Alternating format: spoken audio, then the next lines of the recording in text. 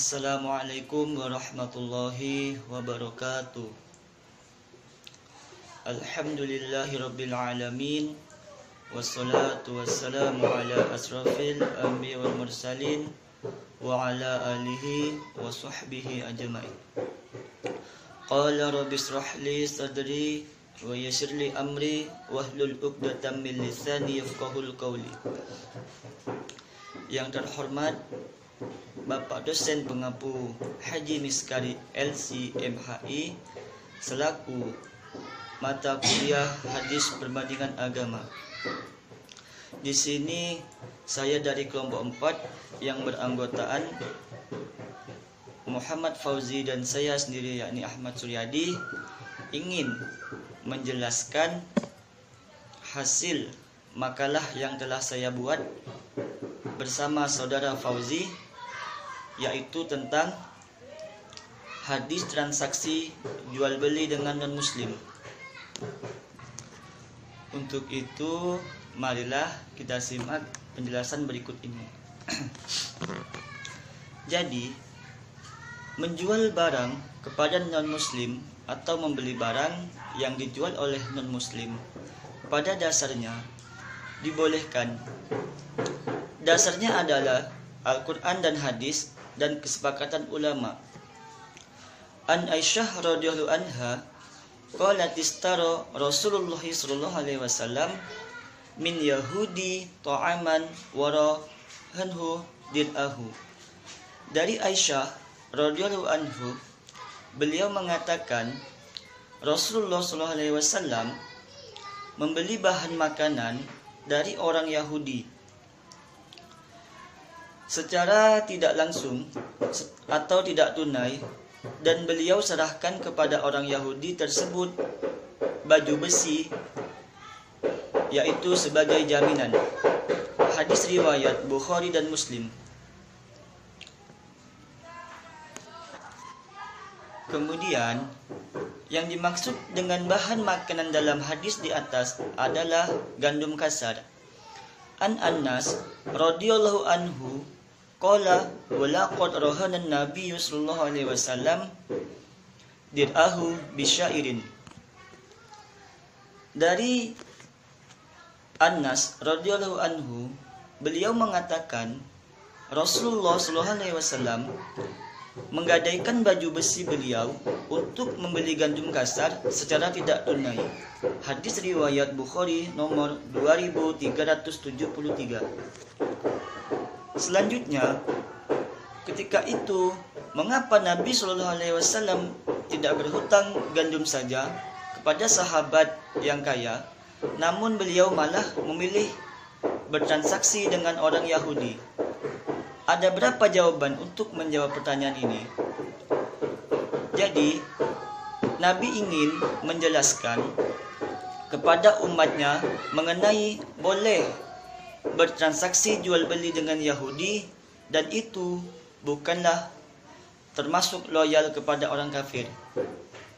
Atau ketika itu tidak ada sahabat yang memiliki bahan makanan yang berlebihan. Karena Nabi khawatir jika beliau berhutang gandum dengan para sahabat, mereka lantas tidak mau dibayari. Oleh karena itu, maka Nabi Sallallahu Alaihi Wasallam tidak ingin menyusahkan mereka. Kemudian untuk itu selanjutnya saya serahkan kepada saudara Muhammad Fauzi yang akan menjelaskan berikutnya. Baiklah, saya Muhammad Fauzi akan melanjutkan penjelasan sebelumnya dari saudara Ahmad Suryadi. Dalam Sahih Bukhari terdapat bab yang judulnya bab menjual dan membeli barang dari orang-orang musyrik dan orang kafir yang memerangi kaum muslimin. Di antara hadis yang beliau bawakan dalam bab ini adalah sebagai berikut. Dari Abdurrahman bin Abu Bakar radhiyallahu anhu, beliau bercerita, ketika kami sedang bersama Nabi sallallahu alaihi wasallam, datanglah seorang laki-laki musyrik yang postur tinggi badannya di atas rata-rata sambil menggiring kambing-kambingnya. Lantas Nabi bertanya kepadanya, apakah kambing-kambing ini mau dijual ataukah dihibahkan? Dia menjawab, dijual. Nabi SAW membeli seekor kambing darinya. Hadis riwayat Bukhari dan Muslim. An-Nawawi mengatakan, kaum muslimin bersepakat bolehnya bermuamalah, jual beli, sewa dan lain-lain dengan non-muslim. Syarh Nawawi untuk Sahih Muslim 10/218. Jadi dibolehkan bermuamalah dengan non-muslim selama barang yang menjadi objek transaksi bukanlah barang yang haram dan barang tersebut bukanlah barang yang akan digunakan non-muslim tersebut untuk memerangi kaum muslimin, sehingga rusaknya akidah dan keyakinan mereka serta jeleknya transaksi yang mereka lakukan dengan sesama mereka tidaklah kita pertimbangkan dalam hal ini. Tentu saja kita sadari bahwa sebagian besar sumber pendapatan orang kafir adalah sumber-sumber yang tidak halal dalam tinjauan agama kita, baik dengan cara menipu, membungakan uang atau selainnya.